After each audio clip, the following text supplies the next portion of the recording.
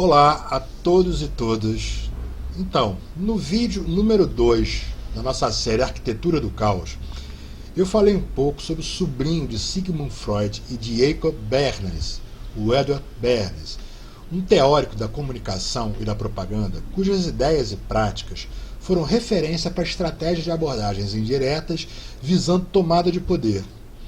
Nesse vídeo 2, nós concluímos falando sobre o golpe orquestrado por Bernays na derrubada do presidente Jacob Arbenz na Guatemala em 1954.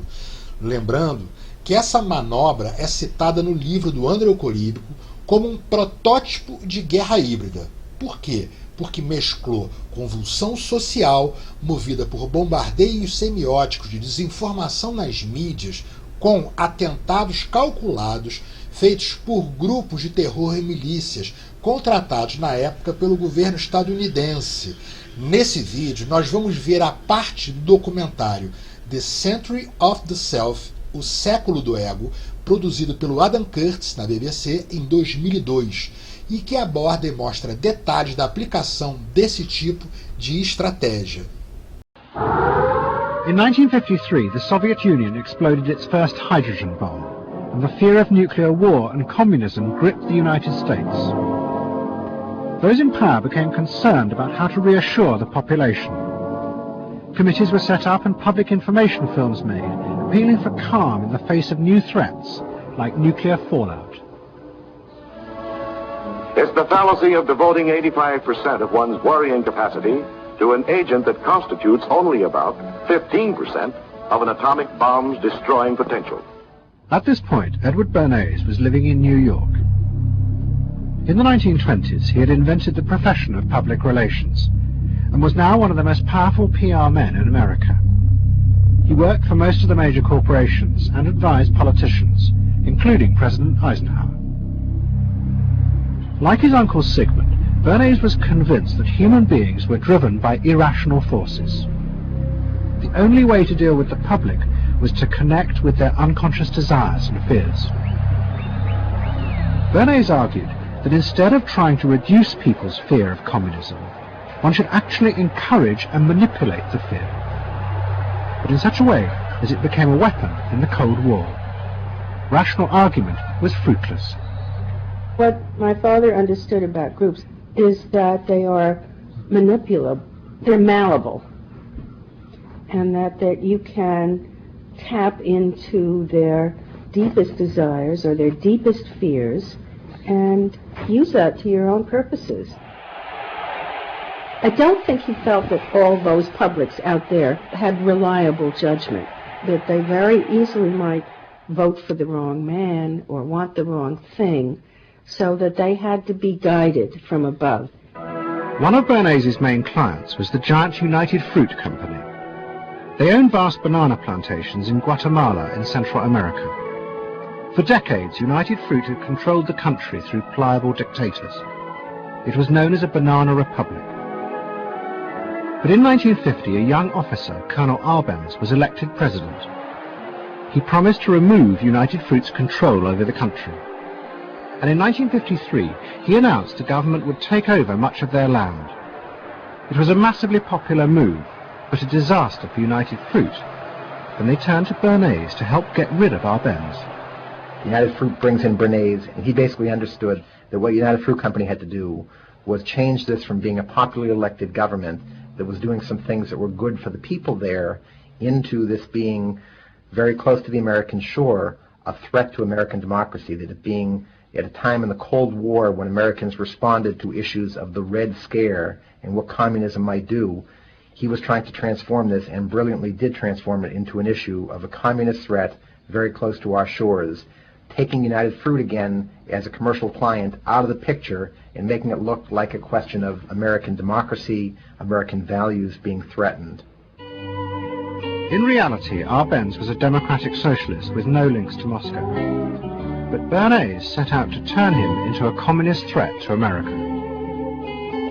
He organized a trip to Guatemala for influential American journalists. Few of them knew anything about the country or its politics. Bernays arranged for them to be entertained, and to meet selected Guatemalan politicians who told them that Arbenz was a communist controlled by Moscow.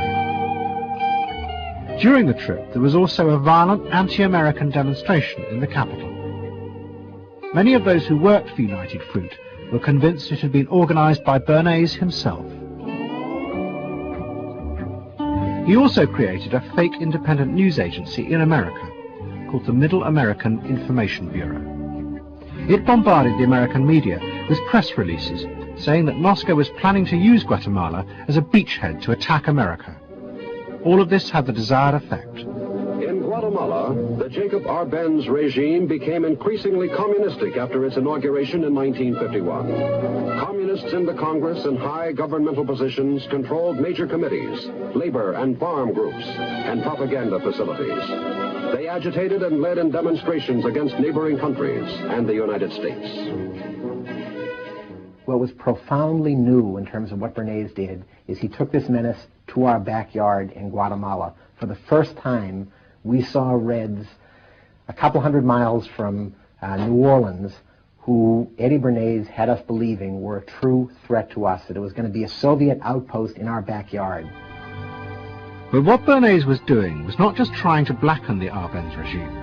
He was part of a secret plot. President Eisenhower had agreed that America should topple the Arbenz government, but secretly. The CIA were instructed to organize a coup. Working with the United Fruit Company, the CIA trained and armed a rebel army and found a new leader for the country called Colonel Armas. The CIA agent in charge was Howard Hunt, later one of the Watergate burglars.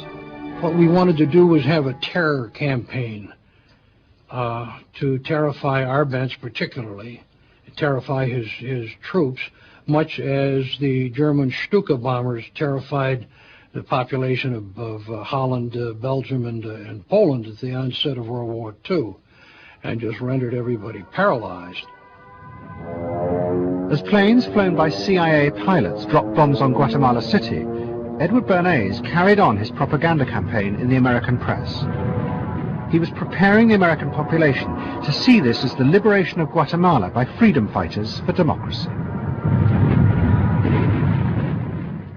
He totally understood that the coup would happen when the public and the press, when conditions in the public and the press allowed for a coup to happen, and he created those conditions. He was totally savvy in terms of just what he was helping create there in terms of this overthrow. But ultimately he was reshaping reality, reshaping public opinion in a way that's undemocratic and manipulative. On June 27, 1954, Colonel Arbenz fled the country, and Armas arrived as the new leader. Within months, Vice President Nixon visited Guatemala. In an event staged by United Fruit's PR department, he was shown piles of Marxist literature that had been found, it was said, in the presidential palace. This is the first time in the history of the world that the communist government has been overthrown by the people.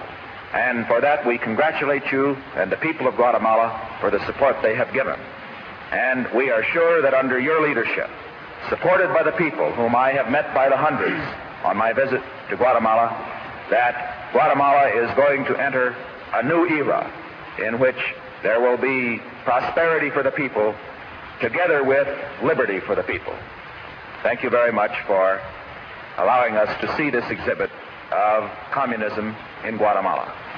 You're welcome. And for dinner, see what Mother has for dessert. Banana gingerbread shortcake. Just another of the many tempting ways in which this nutritious fruit can be prepared. So now that you've seen where bananas come from before they reach your table, our journey to Banana Land is ended. We hope you enjoyed the trip. We know you like bananas. Bernays had manipulated the American people, but he had done so because he, like many others at the time, believed that the interests of business and the interests of America were indivisible, especially when faced with the threat of communism. But Bernays was convinced that to explain this rationally to the American people was impossible, because they were not rational. Instead, one had to touch on their inner fears and manipulate them in the interests of a higher truth. He called it the engineering of consent. Então, pessoal, não é impactante? Pensar que nessa época do Bernays, a internet, as plataformas de redes sociais, os mensageiros tipo WhatsApp, Telegram ainda não existiam, mas as ideias sobre como instrumentalizar a comunicação de massa e as variadas modalidades de linguagem para atingir e despertar medos e desejos já estavam bem ali sendo desenvolvidas, tal como continuam a ser. Em resumo, as operações psicológicas são ferramentas poderosas que dão sustentação a muitos golpes de Estado.